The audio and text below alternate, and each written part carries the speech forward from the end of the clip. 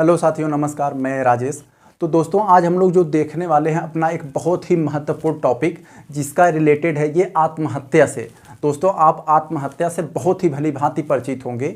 आपके घर परिवार में, पास पड़ोस में, रिश्तेदार में या आपके समाज में बहुत सी ऐसी घटनाओं आप लोग देखे होंगे। तो ये आपके लिए बहुत ही इम्पॉर्टेंट है। यदि आप इसे पूरा थोड़ा सा धैर्य रखकर पूरा आगे समझ लेंगे तो आपके लाइफ के लिए, आप चाहे जिस उम्र के हो, आपको ये बहुत कुछ सिखा देगी, बहुत कुछ बता देगी एक छोटी सी वीडियो।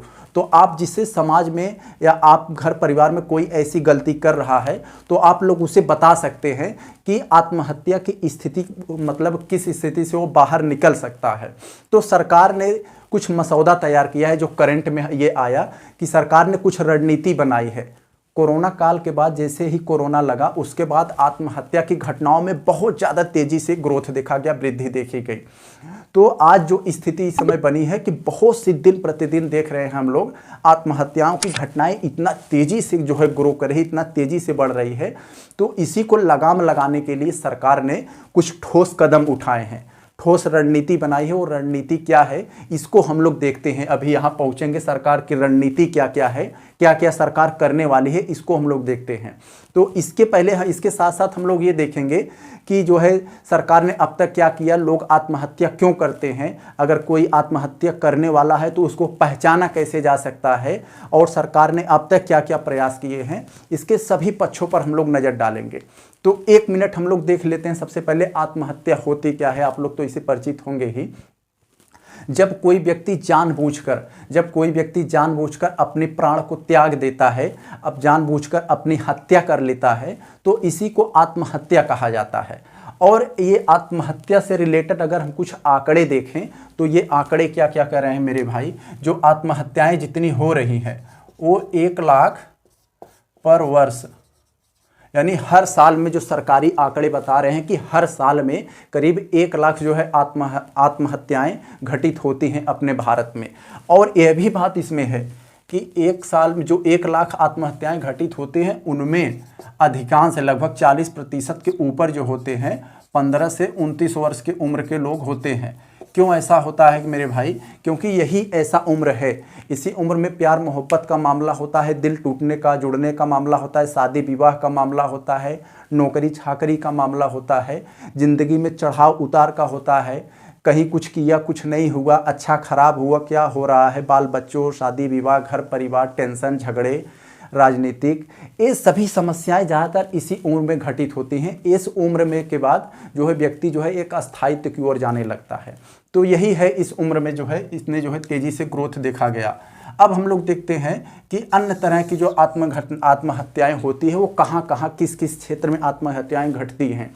तो मेरे भाई, दैनिक वेतनभोगी, यानी जो लोग दिन प्रतिदिन कमाने वाले होते हैं, दिहाड़ी मजदूरी करके अपनी आजीविका चलाने वाले होते हैं, जब उनके सामने ऐसा संकट आ जाता है, आर्थिक संकट आ जाता है, परिवार का दबाव, आर्थिक स्थिति में कमी, और जो है इतना वो जो है चिंता, डिप्रेशन, तनाव में आ जाते हैं, तो उस स्थिति को वो लोग झेल नहीं पाते हैं और आत्महत्या कर लेते हैं। यानी जो दिहाड़ी कमाने वाले होते हैं उनमें 25% केवल दैनिक मजदूरी करने वाले लोगों की आत्महत्याएं होती हैं।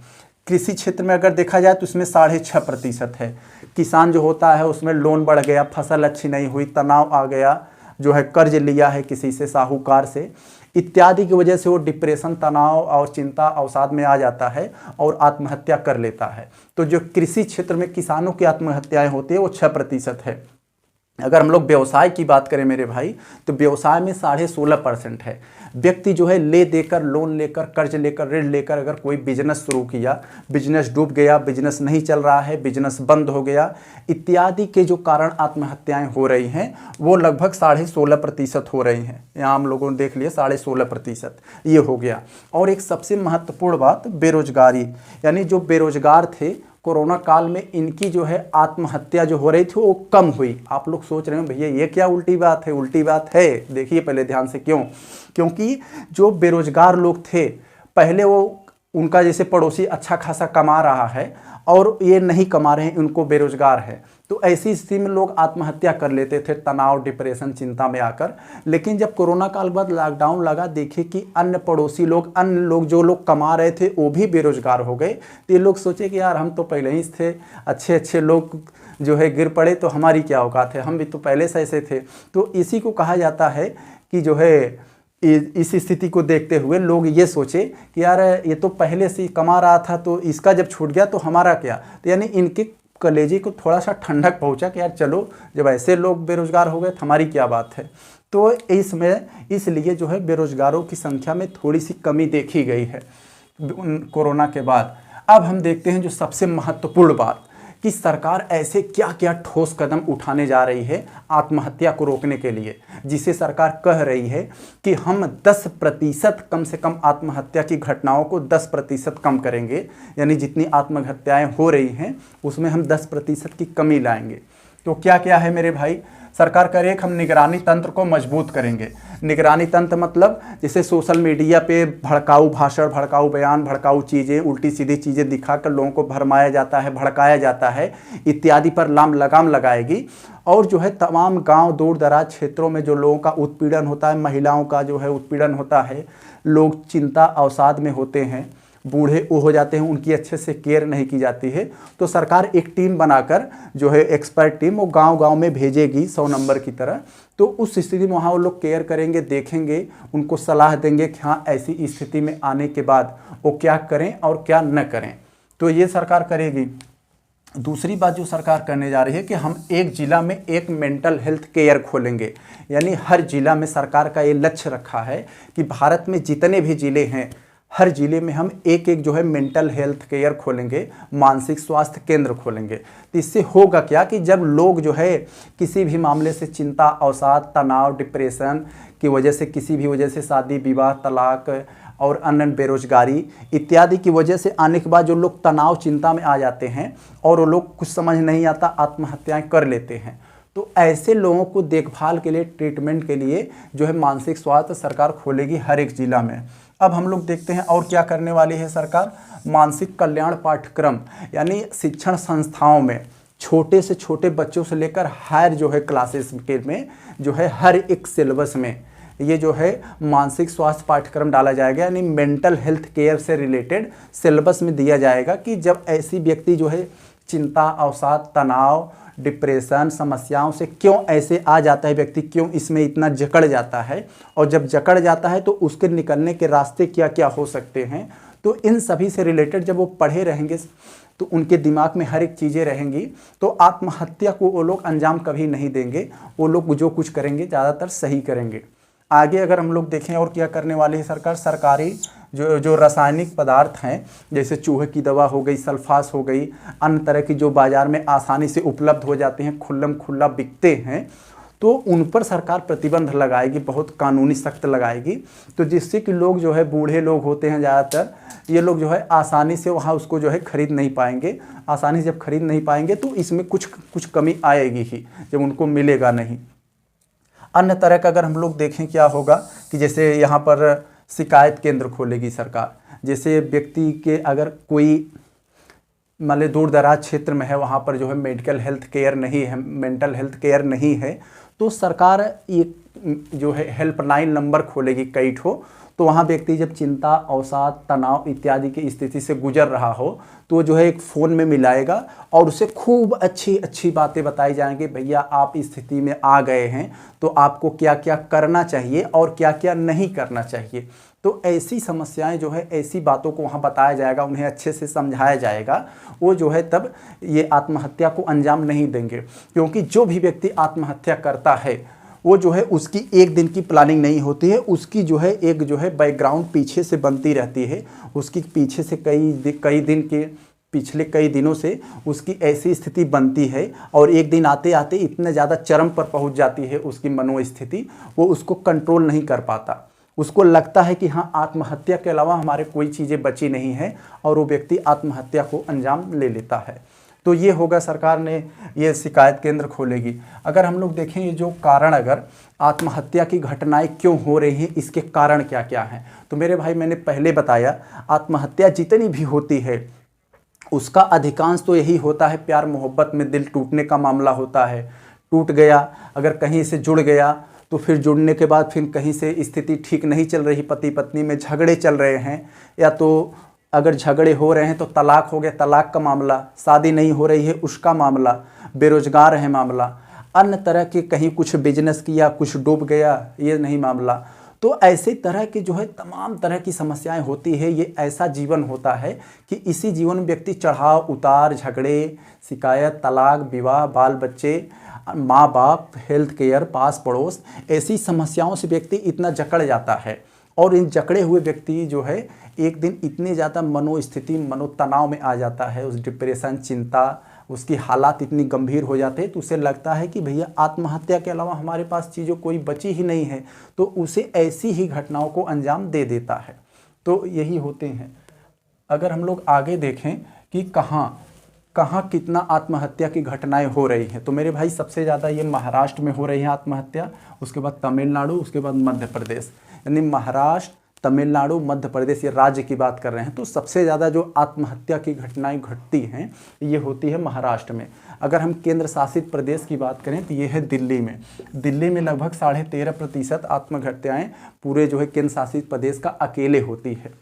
अगर अब हम लोग देखें सरकार ने क्या क्या प्रयास किए हैं अब तक, यानी जब सरकार कर रही है, हम ये रणनीति बना रहे हैं, तो क्या अब तक सरकार सो रही थी? सोई नहीं थी, कुछ न कुछ की थी।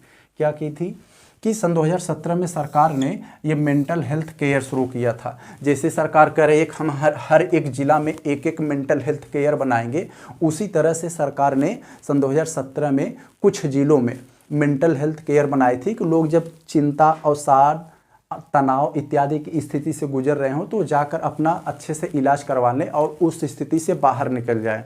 तो ये की थी।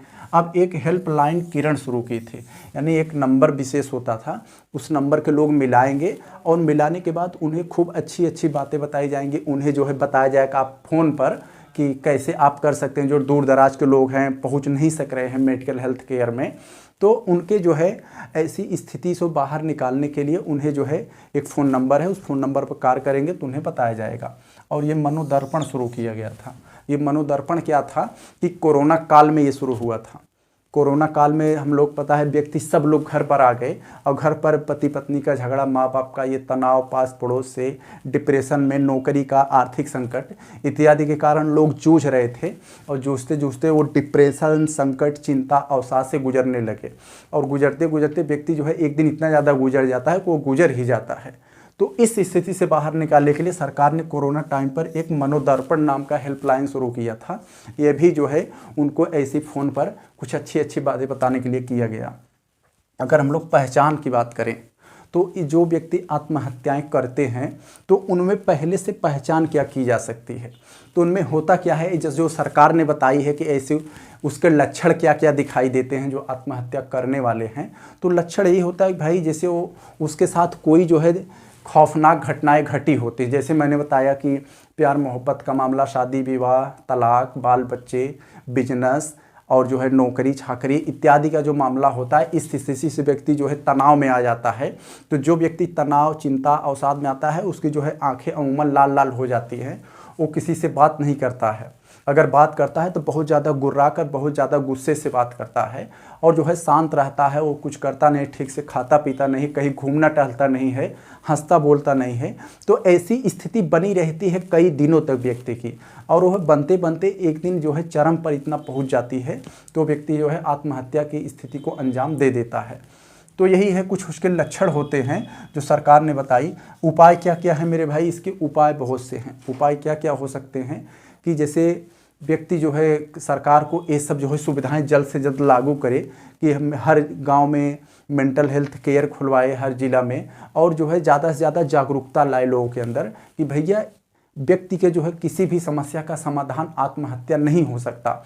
आत्महत्या करने से वो चीज़ें कतई सॉल्व नहीं हो सकती जिसके लिए आप आत्महत्या कर रहे हो। आपके माँ बाप ने आपको जन्म दिया है कि आप अच्छे से उनको कुछ करें, पाल पोष कर इतना बड़ा किया है, और एक दिन जो है आप आत्महत्या से गुजर जाएंगे, आत्महत्या कर लेंगे, तो उनके ऊपर क्या बीतेगी जिनको आप छोड़ कर जा रहे हैं। आपका लाइफ सिर्फ आपके लिए नहीं है, आपके जो पीछे कई लोग पल रहे हैं, आपके भरोसे हैं, आपके सहारे, आप उनका पिलर हैं। तो आप समझ लीजिए आप एक पिलर हैं। यदि पिलर आप सोच रहे हो हम ही हैं तो क्या हैं, हम इस स्थिति में न रहें।